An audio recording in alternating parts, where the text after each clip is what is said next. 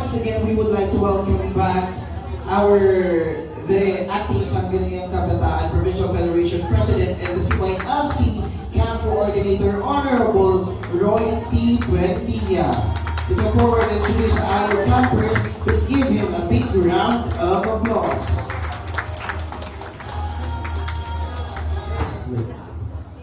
Thank you.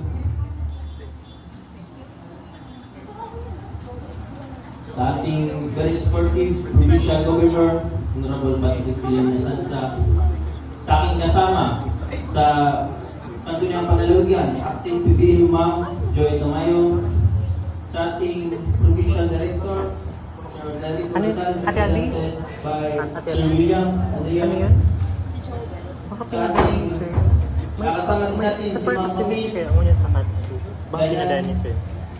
Hindi, si Joel kasi. sa ating Sige, Poging Provincial Youth Development Officer, Sir Dave kuhain na sa duwa na Tolentino, logistics. sa lahat ng organizers, Baka mayag. facilitators, campers, magandang umaga sa Sabi atin. pa na ako kahapon ni sir.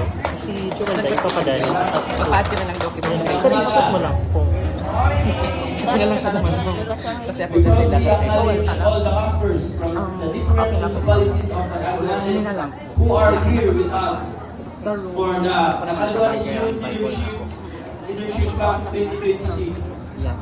Campers, pag tinawag ko yung municipalities nyo, tatakot kayo at sisigaw ng 8. Okay ba yun? Okay? Ano okay ba? Parang okay ba?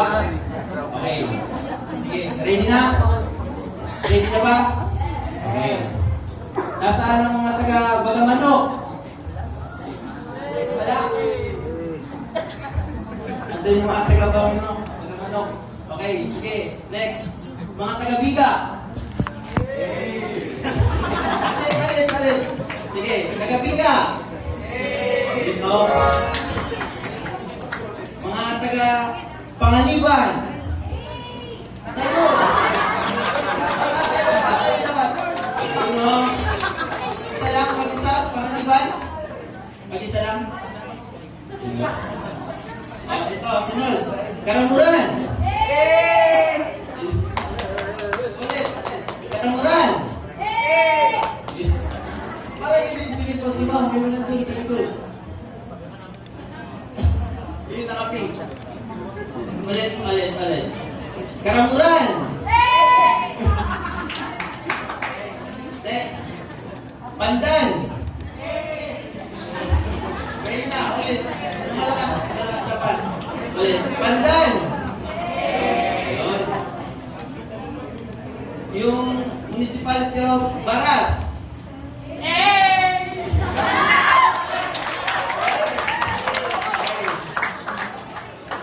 Ito naman.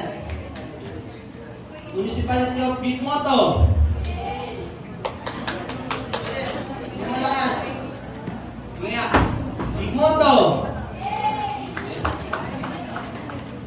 Ito, yung pinanggalingan ko. Dapat malakas to ha. Municipality of Bato. Maya. Maya. Ulit. Municipality of Bato. Parang kulang kayo. Kasi si yung saksi Jenica. Okay. Next. San Miguel. Okay, sunod. San Andres. Kung hindi mo papatalo, yung last. Mga taga-Bira. Ulit. Bira. Yun. Okay, palakpakan natin ang campers, no?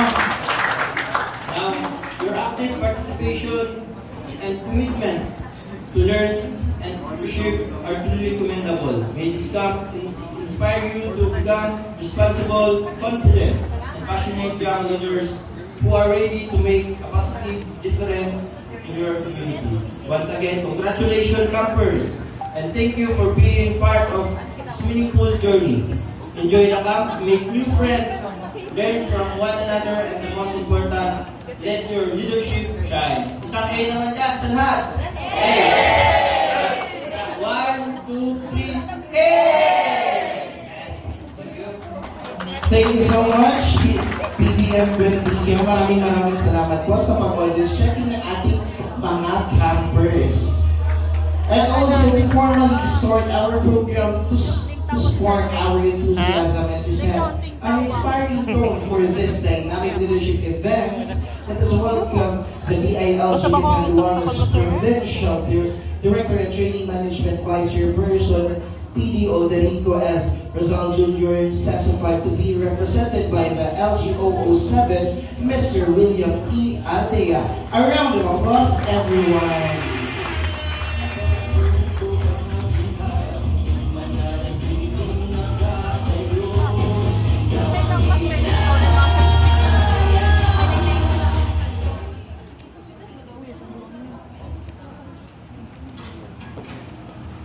Thank you, MCs. Prepare ako na yung message na good habit. Dahil kailangan kong sungitan sa inyo. Ano? Our distinguished guests, our hardworking partners from the provincial government of Catanduanes, led by very hardworking and visionary Governor Patrick Alenti Atsansa. Siguro paano nagaling na because iba po din kasabay na activity sa Katsu, so sa Comerica team, yung naman so regional director, kinundiga naman punta naman si Gob. Pero ininundigog yung pagpunalitig, tanganing pension doon na priority pang Gob. The Provincial Youth Development Office, led by Mr. Lake Tolentino, the Sangguniang Kabataan Provincial Federation President, led by Honorable Roy T. Bibian. Thank you so much. Of course, with us this morning is our very beautiful acting PBM teacher by occupation, ini si Ma'am Joy, no? PBM Ma'am Joy Tamayo. Mr. J.J. Tabirao, the chairperson of Catanduanes Association of Youth Development Officers. Ms. Camille Yanan, the Provincial Information Officer 4. Ms. Camille J. Dai from DNG, Catanduanes. Kasama ko siya. And most importantly, the vibrant, energetic, and promising youth leaders from across the municipalities of our beloved island province of Catanduanes. Diyos Malay na aldaw sa inyong kabos. On behalf of the Department of the Interior and Local Government, it is my absolute pleasure and privilege to welcome you all to the CBOL, the 2026 version of Catanduanes Youth Leadership Camp. Kanina po nakita ni Go, sa kay Go pa na lang galing yung CBOL. Because in the past, ang tawag namin dyan sa HA. Now, nung i-present ni Sir Dave kay Go, ginawa ni Go na CBOL. And in-explain ni Go yung, alam po yung concept ng CBOL. The word CBOL speaks of growth, emergence, and new beginnings.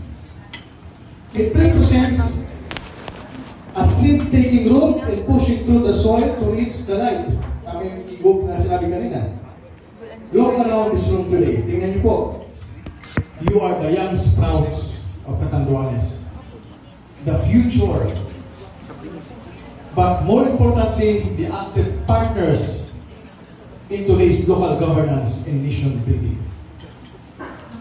The previous version of Catanduanes Youth Leadership Camp was named after the acronym SAHA, with an implied meaning of sama-samang angat at hasa ng kabataan, kaya tinatawag na SAHA.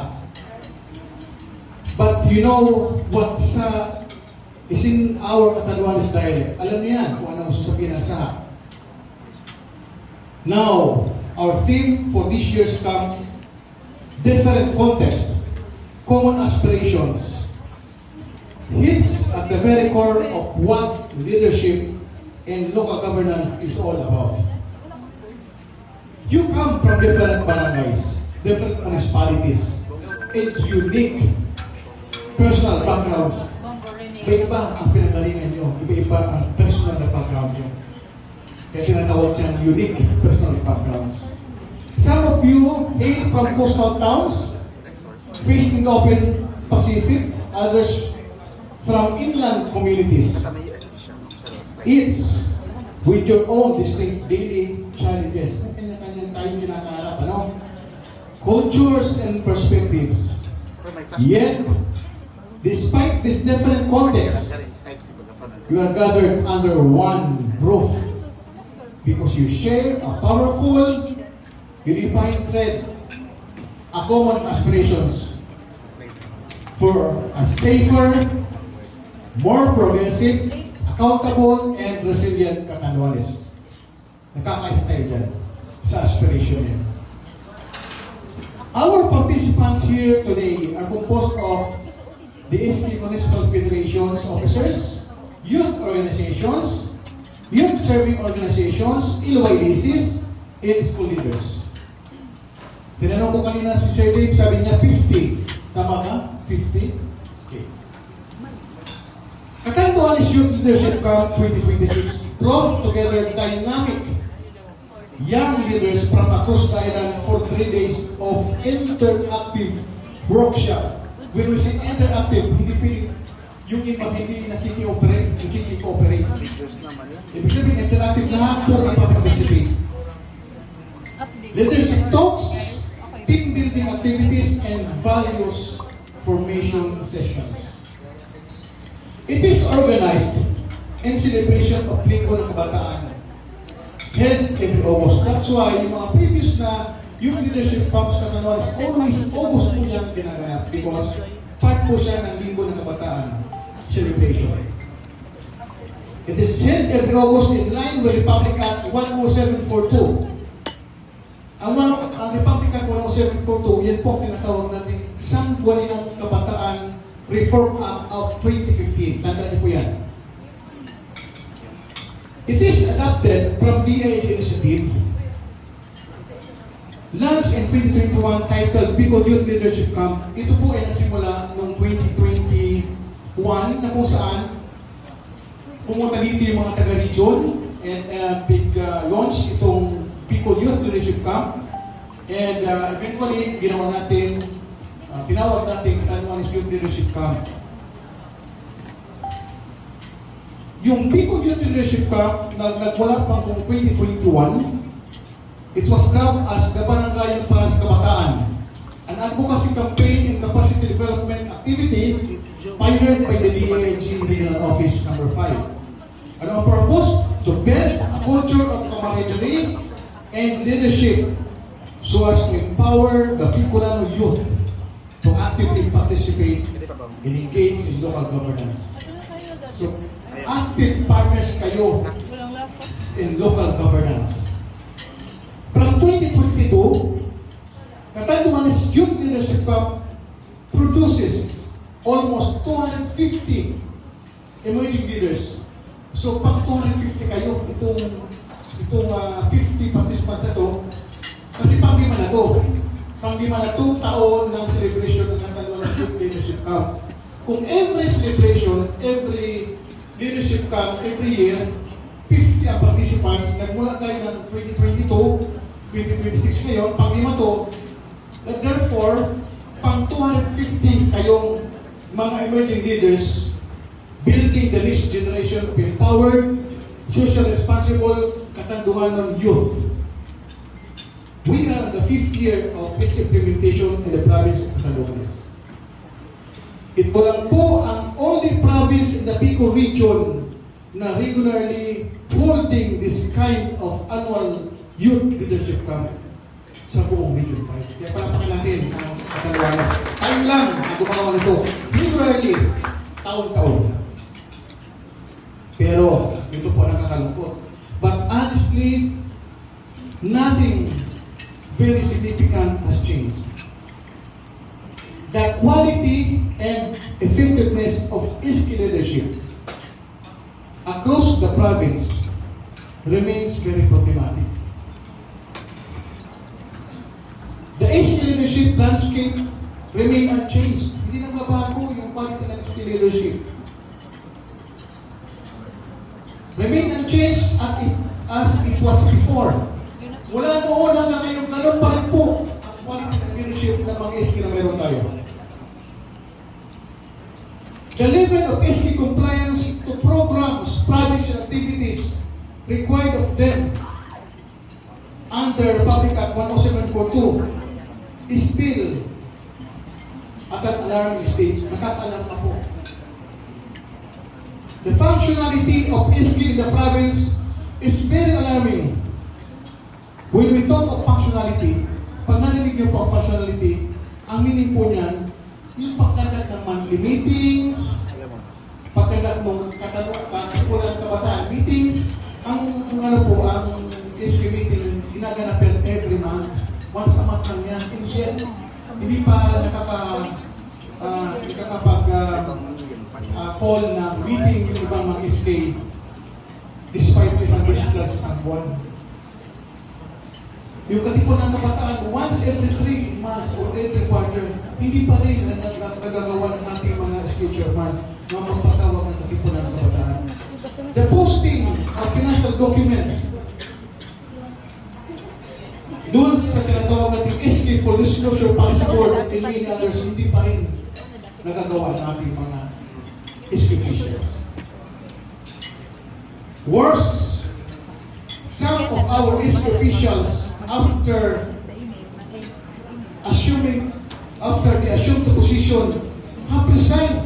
Nag-resign po sa mga SK officials na na-elect after mag-assume nag-resign. Ano ang reason?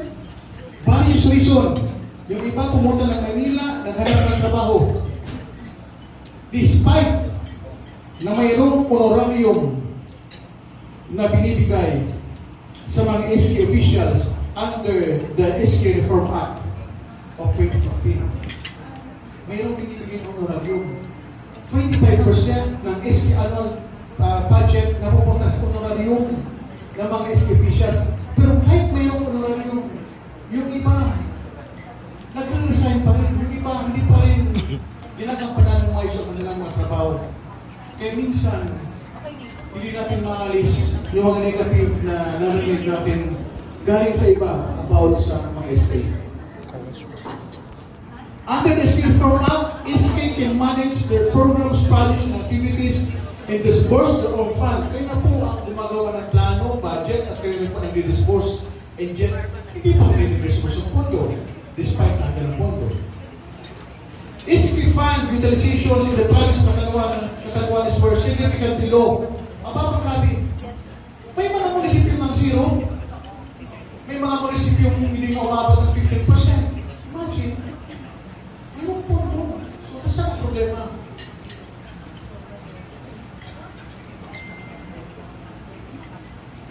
Meaning, there are problems in the planning of the SK plans. Ibig sabihin, may problema sa pagplano ng mga SK plans like the CPYDP, itong tinatawag natin Comprehensive Youth Development Program. Yung comprehensive na ito, 3-year plan to, na kung saan dito kukunin natin yung SK annual plan and budget. You know, there are some clamor to abolish SK due to these reasons. May mga clamor na naririnig na sabi nila, mabuti siguro i-abolish na ng SK kasi wala lang magagawa. Some people are now questioning if youth, according to Dr. Jose Rizal, is still the hope of the land. May mga nagtatanong na, pagas pa ba ng bayan ang mga youth? O problema ng bayan? So yan ang mga tanong ngayon ng mga narinig natin sa ibang tao.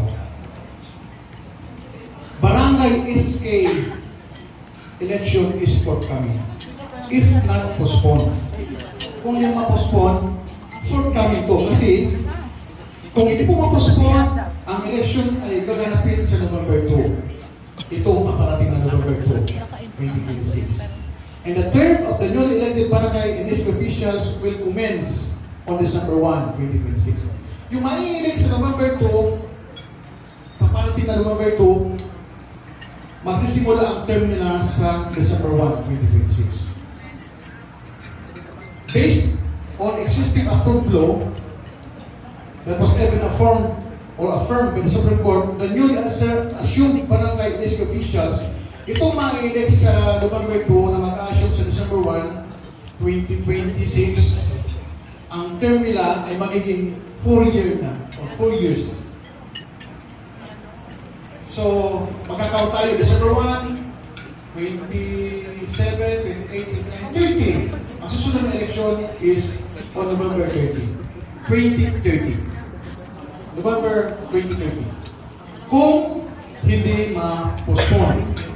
Kasi alam natin na approve na sa Senate yung Nag-upload sa ako si Kuya. bill na Dahil na nagtaon. pinasa niya, no, ni Senator Cheese, na ginagawang 5 years ang term ng barangay district officials. Nag-text ako si Based on the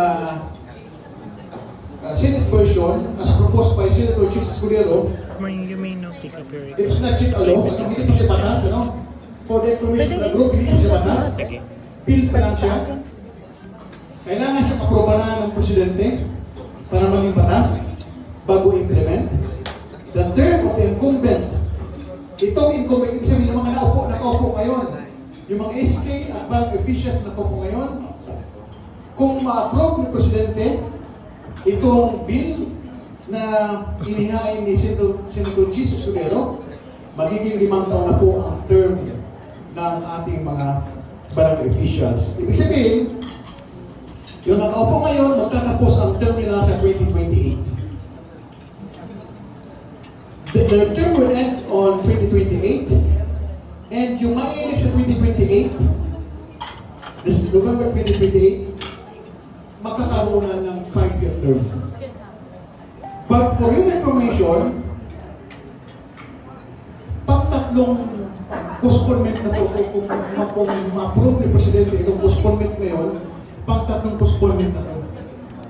And ito na po ang longest serving incumbent barangay officials in the history of the Philippines, of the country. Because 6 na taon na sila. Ngayon pa, 4 taon sila nagsiserve. Kung postpone, may extend ang term nila by 2028, meaning 6 na taon na sila sa posisyon. So ang next election will be on November 2028. Now, although we cannot say the same to youth sector, yung kanina sinasabi ko na problema ng mga SK officials, we cannot say the same to youth sector and the existing youth organizations, youth serving organizations, and student leaders, because you really doing your part.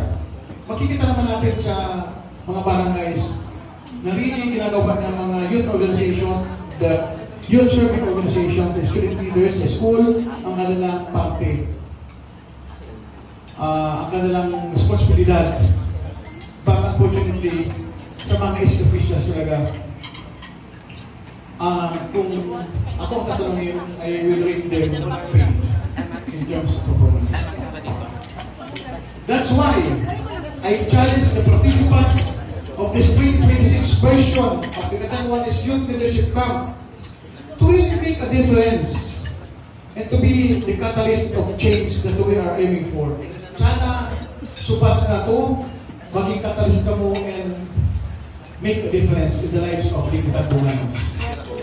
Pursuant to Republic Act number 10742 or the Sambayan Kabataan Reform Act 2015, in line with our Linggo ng Kabataan Celebration, this leadership camp is designed not just as a gathering. Hindi lang to gathering, Hindi lang ito pagtitipon, but it will be a transformational workshop. Over the next 3 days, you will dive into interactive sessions, team building activities, governance discussion, and values formation. Kung titingnan nyo lang yung may values formation, kasi ito po ang nawawala sa mga kabataan natin ngayon, itong values formation na tatawag, yung commitment na tatawag. You will explore the mechanics of local development planning, civic engagement, and genuine youth participation. As you embark on this journey, I encourage all of you to keep 3 key principles in mind. Number 1, embrace your unique context. Never view your background as a limitation. Huwag yung tingnan yung background nila limitation. Ano? Diversity in experience is what makes collaborative leadership strong and inclusive. Bear it in your mind. Pangalawa, focus on shared goals. Let your common aspirations override small differences. Ano ba yung common na layunin ng pagtitipo na ito? True leaders build bridges, listen actively, and work collectively towards sustainable development. That's second, focus on shared goals. And thirdly, lead with integrity and purpose. Ito yung kayo na sinabi ko. Good governance begins with accountable leadership. Ano ang ginagawa natin? Accountable tayo sa lahat ng ginagawa natin. Use this platform to sharpen your skills, challenge your perspectives, and prepare yourself to serve your communities with dedication. We in the DILG, together with the PLG Catanduanes, led by the Governor and PYDO, are firmly committed to empowering our youth to become active partners in local governance. We do not just see you, youth leaders, as tomorrow's leaders. We see you as catalyst of positive change right now. Ulit-ulit ko po sinasabi, catalyst of change kayo. Make a difference in the lives of every Catanduanos. Take full advantage of every session, connect with your fellow campers, ask bold questions, and let the spirit of Sibol inspire you to sprout into the transformative leaders our province needs. Once again, welcome to the Sibol Catanduanes Youth Leadership Camp 2026, and may this camp be a meaningful, eye-opening, and empowering experience for every one of you. Diyos mabalos po. Thank you both, Mr. Aldea, for that warm and inspiring message. Your words truly resonated with us and set the perfect tone as we begin this meaningful journey. We are certain that your message will stay with our participants and continue to inspire them throughout the 3-day camp. And as you enjoy, as you indulge with our snacks this morning, at this point, to formally introduce and give us a comprehensive overview of the event and its activities, we warmly invite Mr. Dave S. Tolentino, Head of the Provincial Youth Development Office and the Provincial Training Management Head, to take the stage. Let's give him a well-deserved round of applause.